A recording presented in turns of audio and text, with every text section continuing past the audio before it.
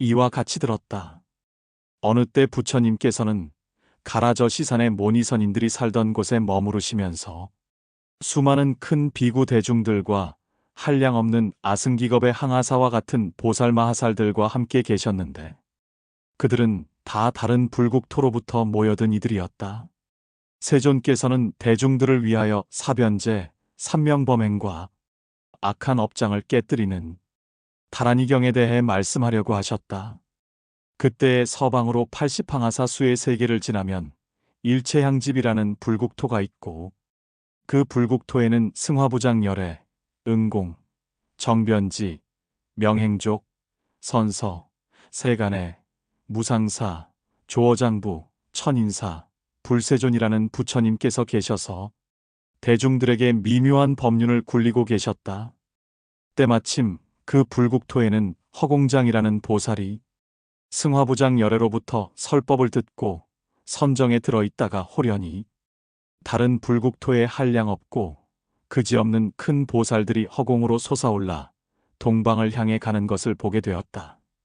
또 동방 세계에 큰 광명이 비추는 것을 보게 되자 곧 승화부장 열애의 처소에 나아가 엎드려 예배한 다음 100,000번을 돌고 나서 합장한 채 그 부처님께 말씀드렸다.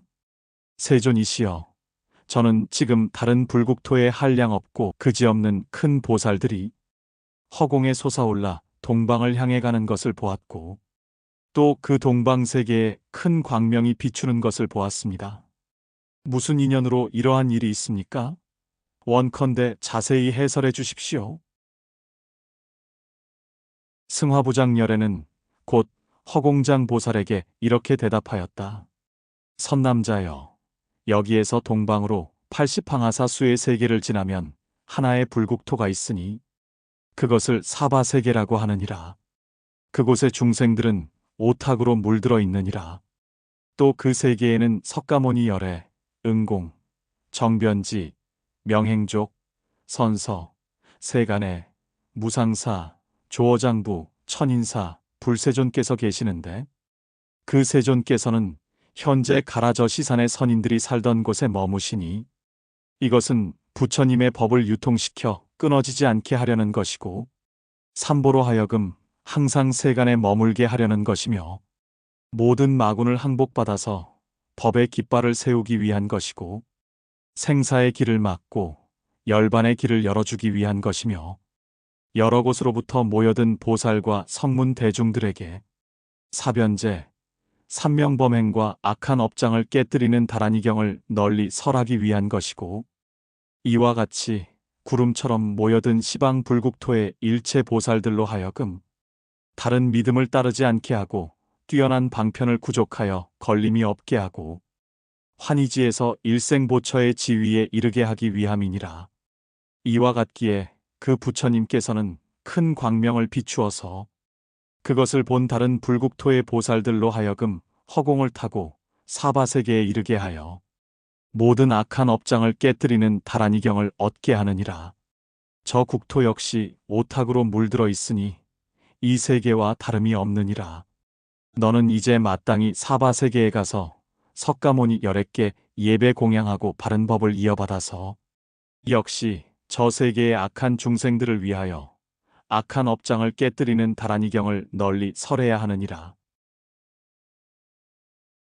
허공장 보살은 이 말씀을 듣자마자 곧 뛸 듯이 기뻐서 80억 보살들과 함께 동시에 그 부처님께 말씀드렸다. 세존이시여, 제가 사바세계에 가서 석가모니 열애를 뵙고자 하는 심정이 간절하오니 이제 부처님의 위신력을 이어받아 저 세계에 간다면 정성껏 예배 공양하고 바른 법을 받아들어서 역시 저 국토의 중생들을 위해 악한 업장을 깨뜨리는 다란이경을 널리 설하겠습니다. 승화부장 부처님께서 허공장 보살을 칭찬하셨다. 훌륭하도다. 훌륭하도다. 그대 스스로가 그때를 아는구나. 그러자 허공장 보살은 곧 80억 보살들과 함께 부처님께 엎드려 하직하고는 허공으로 솟아올라 사바세계를 향해 떠났다. 그때의 서방세계에서는 여의보주의 광명이 나타났는데 그것은 한량없는 석가비름과 보배에 둘러싸여 있었다. 그 광명은 일체의 천인, 사람, 성문, 보살, 해, 달, 물, 불, 바람의 경계를 다 덮어버려 다른 모든 광명을 나타나지 못하게 함으로써 모임의 대중들이 그 한량없고 헤아릴 수 없고 말할 수도 없는 부처님의 광명과 여의보주 광명만을 볼 수 있었을 뿐 다른 광명을 보지 못하였고 또 허공만을 볼 수 있을 뿐 다른 물체를 볼 수 없었다. 또 서방과 동방의 부처님께서 서로의 광명을 비춤으로 인해 그 모임의 대중들은 스스로를 볼 수 없었을 뿐만 아니라 다른 사람도 볼 수 없었고 일체의 물질이 다 사라져서 눈으로 마주하여 볼 수도 없었다. 그리고 위, 아래, 중간 이곳저곳의 방향에 대해서도 알 수 없었고 해, 달, 별, 땅, 물, 불, 바람 등을 눈으로 마주하여 볼 수도 없었다. 심지어 귀로는 음성을 들을 수 없었고 코로는 냄새를 맡을 수 없었고 입으로는 맛을 분간할 수 없었고 몸으로는 감촉을 느낄 수 없었고 모든 심소의 수의 법도 인연이 없었고 나와 나의 것이라는 상을 낼 수도 없었고 육입의 분별하는 생각을 일으킬 수도 없었다. 오직 대중들은 부처님의 광명과 여의보주의 광명만을 볼 수 있었을 뿐이었으니 이는 그 순수한 여의보주가 한량없는 석가비름과 보배에 둘러싸여 있었기 때문이었다. 한편으로 그 모임에 있던 대중 가운데 십주의 지위와 수능엄 삼매를 얻어 일생보처에 오른 모든 큰 보살들은 이 모습을 보고도 몸과 마음이 다 안온하여 놀라거나 두려워하지 않았으니 이들은 모든 법이 진리 그대로 공한 것임을 깨달았기 때문이었다. 그러나 그 나머지 보살, 성문 대중과 천, 용, 야차, 건달바, 아수라, 가루라, 긴나라, 마후라가, 구반다, 아귀, 비사차, 부단나, 가타부단나 등의 사람인 것 같으면서 사람 아닌 것들은 이 모습을 보고는 놀랍고 두렵고 미혹되고 심란하여서 서로의 얼굴을 쳐다볼 수 없었고 또한 물어볼 데도 없었다. 그래서 각자가 마음속으로 생각하기를 이러한 이상한 현상이 어떤 연유로 일어나는지 알 수 없도다. 또한 이것이 누구의 실력에 의한 것인지도 알 수 없는 일이로다. 라고 하였다. 그때 대중 속에 있던 범정이라는 보살이 부처님 앞에 엎드려 예배하고는 합장하고 개송을 읊었다. 일체법의 그 성품을 중생들은 알지 못하니 온갖 물질에 집착하고 얽매여서 여섯 감과는 미혹되기 마련이네. 지금 이 모임의 사람들도 그 물질을 분별하지 않고 오히려 그것을 추구하여 부처님의 법을 의심하네. 원컨대 그 법을 설하셔서 모든 의심의 그물을 끊고 피안과 차안을 알아 공의 지혜에 이르게 하소서. 용맹하게 삼매에 드니 몸의 모습이 말할 수 없고 여의주 그 큰 보배는 항상 이마에 받더니 석가비름가가 그것을 둘러싸네. 이 모임의 모든 보살들은 십지의 지위에 오르고 수능엄 삼매를 얻어 일생보처에 올랐으니 이와 같은 모든 보살들에게는 멀리서도 그러한 모습이 보이네. 이러한 상서로운 모습을 보고 나서 반드시 훌륭한 이가 이곳에 와서 더없이 높으신 이에게 예배하고 깊고 미묘한 법을 설할 것임을 아네. 그는 두려워하는 중생들을 위로하고 천인사에게 귀의시키며 그 용맹으로 다니는 곳마다 중생들을 교화시킬 것이네. 세존께서도 개송을 읊어 대답하셨다. 훌륭하도다. 너의 말처럼 선정에 든 이의 몸 모습을 중생으로서는 볼 수 없고 지혜를 닦는 자만이 보니 이는 바로 허공장 보살이 항상 다니고 머무는 곳마다 의지함도 희론도 없이 삼매의 힘을 나타내기 때문이네. 중생들은 두 소견에 얽매여 항상 미혹되기만 하고 또 미혹됨으로 말미암아 피안과 차안을 알지 못하네. 만약 두 소견을 벗어나려면 말할 수 없는 행을 닦아야만 문득 구경의 경지에 이르러 모든 지위를 만족할 수 있으리라. 세존께서 다시 말씀하셨다. 선남자여, 처음 발심한 보살이라도 그 모든 법의 상과 서로를 의지하여 일어나는 상에 대해 알아서 육바라밀을 수행하고 내지 땅, 물, 불, 바람, 허공, 의식의 생멸의 상과 진리 그대로의 상을 아느니라. 또한 모든 법이 가히 말할 수 없는 것이고 그 본래의 성품이 없으며 생멸도 없고 서로를 의지하여 일어나는 것도 없으며 동요함도 없고 다 비어서 공한 것임을 아느니라. 또 일체의 법에 대해 있다는 소견과 없다는 소견을 여의고 일체의 법에 대해 두려운 마음을 내지 않으며 감수작용을 일으키지 않고 마음이 서로를 의지하여 일어나지 않으며 또 공의 행을 닦으니 이와 같이 닦아서 끝내 육바라밀을 구족하게 되느니라. 또한 다시는 없다는 소견과 있다는 소견에 머무르지 않느니라. 또 열애가 이러한 것을 설하게 되면 모든 대중들이 듣고서 깨닫게 되니 마치 물질 자체가 그 경계에서 상을 취하지 않는 것과 같으니라. 그때 세존께서 곧 오른손으로 서방을 가리키면서 이렇게 말씀하셨다. 이 상서로운 광명은 바로 허공장 보살이 이곳에 오기 위해 나타낸 모습이니라. 이 보살이 모든 삼매를 갖춘 것은 마치 큰 바다와 같고 보살의 계율을 성취한 것은 마치 수미산과 같으며 인욕하는 마음은 마치 금강과 같고 용맹하게 정진하는 모습은 마치 빠른 바람과 같으며 지혜는 마치 허공과 같기도 하고 항아사의 모래와 같기도 하며 여러 보살 가운데 홀로 뛰어나서 마치 큰 깃발과 같고 열반의 길을 향해 나아가는 것은 마치 큰 길잡이와 같으니라. 또 선근의 바탕을 이루어서 빈궁한 자에게는 길상의 병이 되어주고 어둠 속에 길을 잃어버린 자에게는 1월의 광명이 되어주며 두려워하거나 겁내는 자를 위해서는 의지할 처소를 마련해주고 타는 듯한 번뇌에 허덕이는 자를 위해서는 감로수를 부어주느니라. 또 선근을 지팡이로 삼아 열반의 다리를 건너고 하늘에 태어나는 것을 사다리로 삼아 생사의 배를 건너며 대승의 길을 가는 것으로 말미암아 모든 비방과 거짓말과 번뇌를 다 덮어버리느니라.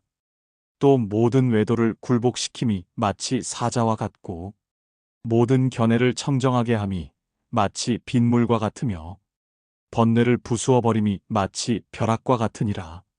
또 계율을 깨뜨린 자에게는 약을 주어서 선근의 싹이 자라나게 하니 마치 봄날의 연못가와도 같고 계율을 닦는 자에게는 마치 꽃다발과 같이 장엄의 위의를 갖추게 하느니라.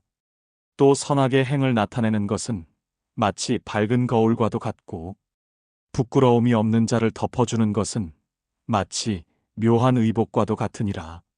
또 삼고와 질병에 허덕이는 자에게는 훌륭한 의사가 되어주고 더위에 지친 자에게는 명월주가 되어주며 피로에 지친 자에게는 쉴 수 있는 평상이 되어주느니라. 또 삼매를 갖춤은 마치 태양과도 같고 보리의 길로 나아감은 큰 황소의 수레와도 같으며 선정에 머물문 청량한 연꽃의 연못과도 같으니라. 또 보리의 종자로 바라밀의 열매를 얻고 보살의 십지에 머물러 여의주의 광명을 나타내며 수능엄 삼매에 들어 금강도로서 번뇌의 습기를 끊고 자신의 공덕을 자라나게 하여 모든 마군을 항복받으며 일체의 부처님의 공덕에 의지하여 지혜의 보장을 구하니라. 이것이 바로 연각이 몸을 의지하는 동굴이고 성문이 광명을 내는 안목이며 삿된 길을 다니는 자들이 가야 할 정직한 길이고 지옥, 악귀, 축생들이 구제받는 처소이며 일체 중생들의 더없는 공덕에 바치며 과거, 미래, 현재의 3세의 부처님을 돕는 권속들이 능히 수호하는 법의 성이고 18불공법을 구족하게 장엄하는 부처님의 비장이니라. 나아가서는 부처님의 지혜를 원만히 성취하여 일체의 천인들과 사람으로부터 공양을 받을 수 있으니 다만 열애를 제외하고는 그 어느 누구도 따를 이가 없느니라. 그러므로 너희 대중들은 다 깊은 마음으로 허공장 보살을 공경히 맞아들이되 힘닿는 대로 미묘한 보배, 깃발, 일산과 꽃, 향, 영락과 가루향, 바르는 향, 의복, 침구를 갖추어서 그 공덕을 찬탄해야 하느니라. 또한 돌을 잘 닦는 등의 온갖 것으로도 장엄하여서 존중히 공양해야 하니 이렇게 공양함으로써 너희 대중들은 다 공덕의 그릇을 성취하게 되리라. 그때 모든 대중들은 자리에서 일어나 허공장 보살의 광명이 나타나는 곳을 향했다. 그리고 뛸 듯이 기쁜 얼굴과 다정한 눈매로써 한결같이 허공장 보살을 받들어 맞이하였다. 그런데 나머지 보살마하살, 성문 대중과 천, 용, 야차, 건달바, 아수라, 가루라, 긴나라, 마후라가 오통 선인들의 우두머리는 각기 생각하길 우리들도 저 대사를 받들어 맞이해야 할 텐데 가장 미묘하고도 훌륭한 그 어떤 공양거리를 준비해야 하는가? 라고 하였다. 때마침 허공장 보살은 그의 신통력으로 변화를 일으켜서 사바세계의 온갖 더러움을 없애고 산골짜기, 언덕, 기와, 자갈, 가시, 구덩이, 벌판, 바람, 먼지, 구름, 안개 따위를 다 깨끗이 제거하였다. 한편으로 그 땅을 칠보로 만들고 손바닥처럼 평평하게 하였으며 한량없는 온갖 보배로 나무숲을 만들어서 가지, 꽃, 과일로부터 풍기는 그윽한 향내가 온 사바세계에 가득하게 하였다. 또한 사바세계의 중생들로 하여금 온갖 고난에서 벗어나게 하고 장님, 벙어리, 부스럼 등의 100,000가지 질병을 한꺼번에 다 제거하는가 하면 원한을 품은 자에게는 자비로운 마음을 내게 하고 지옥, 악귀, 축생의 온갖 고통에 시달리는 자에게는 그것이 다 그치게 하고 음식, 의복, 장엄구가 다 저절로 풍족하게 됨으로써 중생들의 생활이 안락해지고 동시에 미묘단정한 몸매와 훌륭한 위덕을 갖추게 하였다. 나아가서는 모든 속박을 제거하여 그 마음이 고요한 경지에 들고 모든 선근에 깊은 환희심을 내게 하였다. 또 삼보에 대해 청정한 신심을 지니게 함으로써 일체 대중의 양쪽 손에 다 여의주를 들어 그 여의주로부터 나오는 큰 광명이 온 세계를 두루 비추게 하였다. 이와 함께 하늘에서는 하늘의 음악이 울려 퍼지고 온갖 보배로운 물건이 빗물처럼 내리니 이른바 보배로운 옷, 꽃다발, 일산, 그릇, 금, 은, 진주, 영락, 푸르고 붉고 흰 연꽃, 그윽한 향내가 나는 침수향, 우두전단향 따위가 그것이었다. 또 그 길의 양쪽 편에는 마치 제석의 궁전과 같은 칠보대가 있고 그 안에는 아리따운 처녀들이 가득하여 5가지 음성으로 하늘의 음악을 연주하였다. 또 허공에서는 범왕의 일산과 같은 백천유산하의 칠보관이 부처님의 머리 위를 덮었는데 그 내면에는 진주로 된 영락이 달려 있었으며 그 안에서는 온갖 음악이 흘러나와 천인과 사람들의 마음을 다 맑고 부드럽게 하였다. 또 온 땅의 초목과 숲에서도 가지, 잎, 꽃, 열매가 다 미묘한 음을 내었다. 또 육바라밀의 법을 선창함으로써 그 음성을 듣는 이마다 위없는 도에 물러나지 않는가 하면 그 중에는 무생법인을 얻는 이도 있었다. 곧 대중들은 허공장 보살의 신통 변화를 보고 전에 없던 환희심을 내어 제각기 생각하길 이 보살마하살이 이미 이러한 큰 신통력을 나타내었으니 곧 이 세계에 오는 것은 틀림없는 일이다. 우리들은 이제 어떤 자리를 준비하여 그를 공양해야 하는가? 라고 하였다. 대중들이 이와 같이 생각할 찰나에 곧 부처님 앞의 땅에서 보배로운 연꽃이 솟아나기 시작하였다. 그 줄기는 백은과 같았고 그 잎은 황금과 같았으며 그대는 금강과 같았고 열매는 유리와 같았으며 실같이 가는 뿌리는 만호와 같았는데 또한 보배로운 구슬로서 장엄되어 있었고 그 꽃술은 파리와 같았다. 또 그 연꽃은 종행으로 일백유산하에 펼쳐져 있었고 그 주위로는 80억 개의 보배로운 연꽃이 에워싸고 있었다.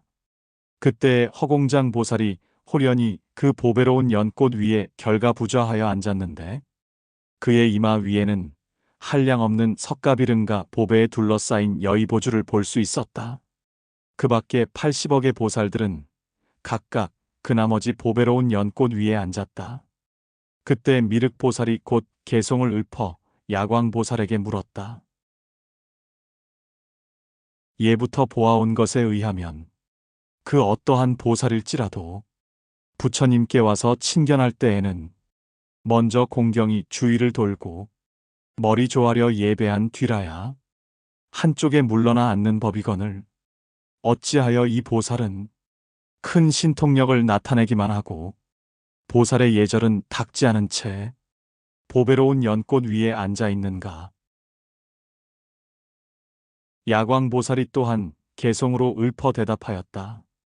이 지혜로운 보살은 그 깊고 묘한 법에만 머물고 망령된 생각에 의지하지 않았기에 이제 여기에 와서 세존을 뵙는 것이요. 이에 미륵보살은 다시 개송으로 물었다.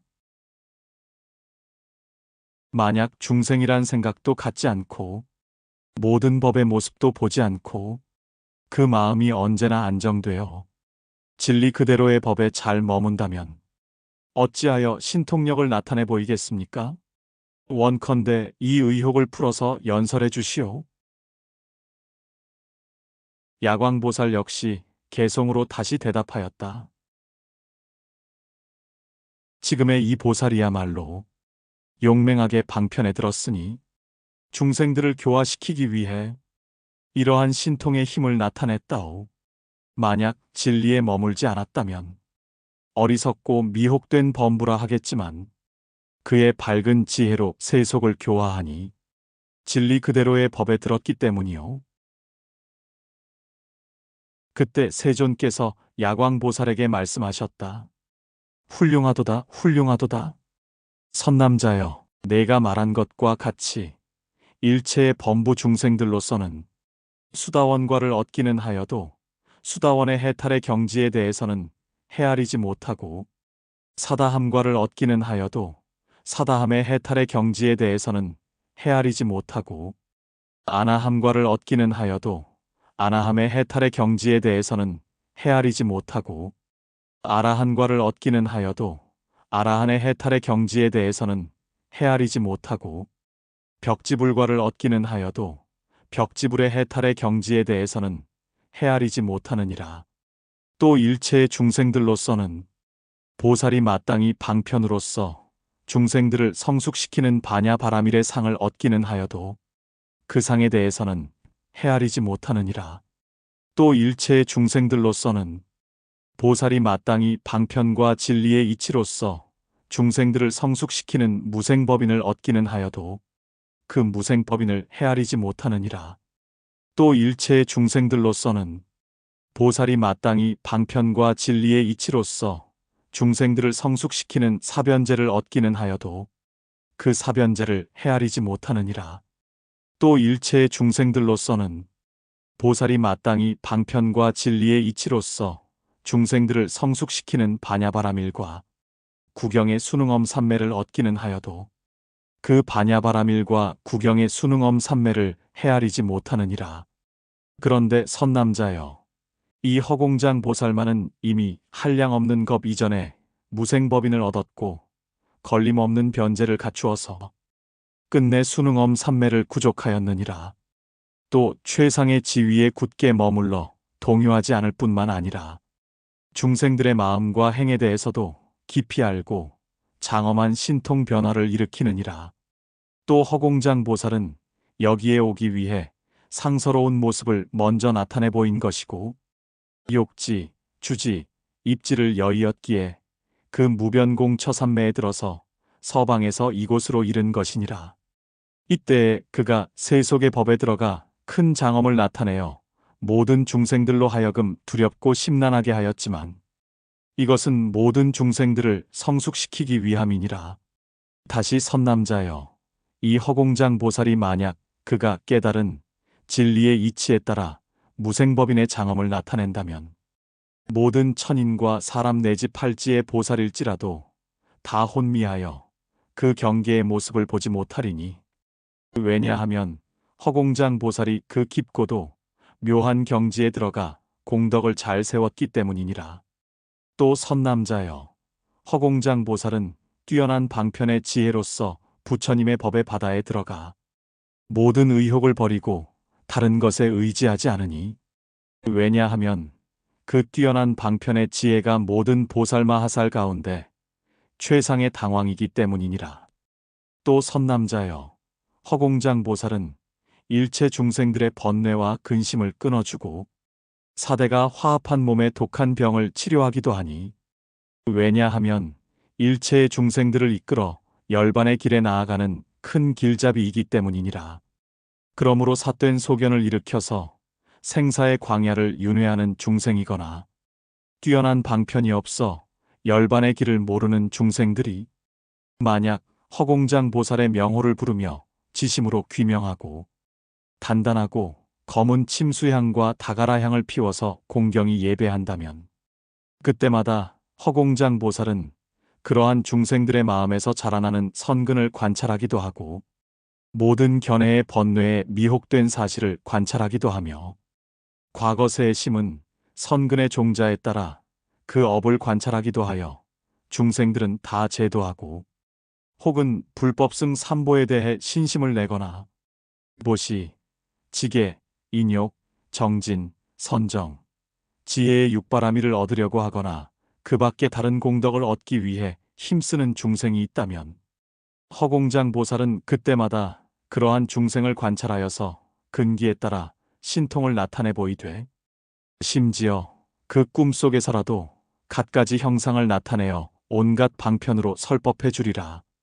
다시 선남자여, 만약 어떤 중생이 깨어 있어서 허공장 보살을 보려고 한다면 허공장 보살은 그때마다 바로 그의 눈앞에 온갖 형상으로 나타나는 동시에 뛰어난 방편으로서 바른 길을 열어서 그의 악한 업, 삿된 소견, 사악한 소원, 악한 길을 다 깨뜨려 버리느니라. 그래서 끝내 몸, 입, 뜻에 삿된 왜곡이 없게 하고 바른 길, 바른 소견, 바른 업에 나아가게 하느니라.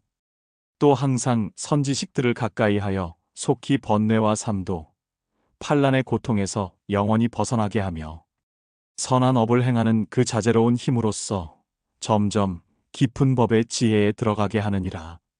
또 어떤 중생이 몸의 질병과 마음의 광난으로 온갖 고생에 허덕이고 귀머거리, 벙어리, 절름발이 등으로 모든 감관을 제대로 갖추지 못했더라도 허공장 보살의 명호를 부르며 지심으로 귀명하고 단단하고 검은 침수향과 다가라향을 피워서 공경히 예배한 뒤에 필요한 약을 얻기 위해 빌거나 원을 세워 그 병을 제거하려고 한다면 허공장 보살은 역시 때마다 그 중생들의 원에 따라 혹은 범천의 형상과 혹은 제석천의 형상과 혹은 비사문천의 형상과 혹은 사천왕의 형상과 혹은 연마천의 형상과 혹은 도솔천의 형상과 혹은 자재천의 형상을 나타내기도 하고 혹은 바라문의 형상과 혹은 찰리의 형상과 혹은 장자의 형상과 혹은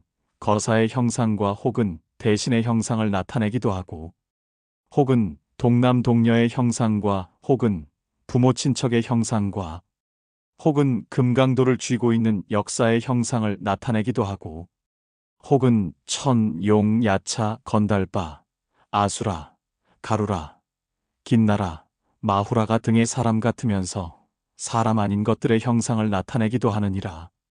이와 같이 온갖 형상을 나타내 보여주니 그 중생이 꿈을 꾸고 있거나 깨어 있거나 간에 바로 눈앞에 나타나서 병의 내용을 자세히 설명하고 치료해야 할 약을 분별해 주느니라.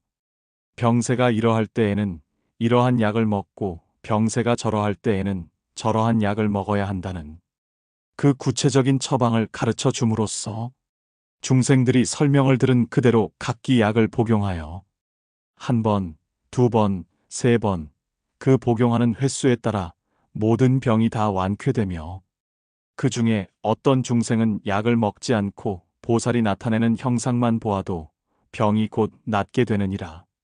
선남자여, 허공장 보살은 또한 큰 자비심을 구족하였기 때문에 가난한 중생이 큰 부자가 되기를 원하거나 많이 배우고 익히려고 하거나 법문을 듣는 것을 좋아하거나 해탈을 구하려고 하거나 욕심을 버리려고 하거나 선정을 닦으려고 하거나 명성을 구하려고 하거나 진리를 구하려고 하거나 뛰어난 방편을 구하려고 하거나 자제로움을 얻으려고 하거나 단정함을 얻으려고 하거나 좋은 물건을 구하려고 하거나 묘한 음성을 구하려고 하거나 좋은 향내음을 구하려고 하거나 뛰어난 맛을 구하려고 하거나 좋은 느낌을 구하려고 하거나 음식을 구하려고 하거나 용맹함을 구하려고 하거나 고귀한 종성을 구하려고 하거나 남자아이를 원하거나 여자아이를 원하거나 권속을 얻으려고 하거나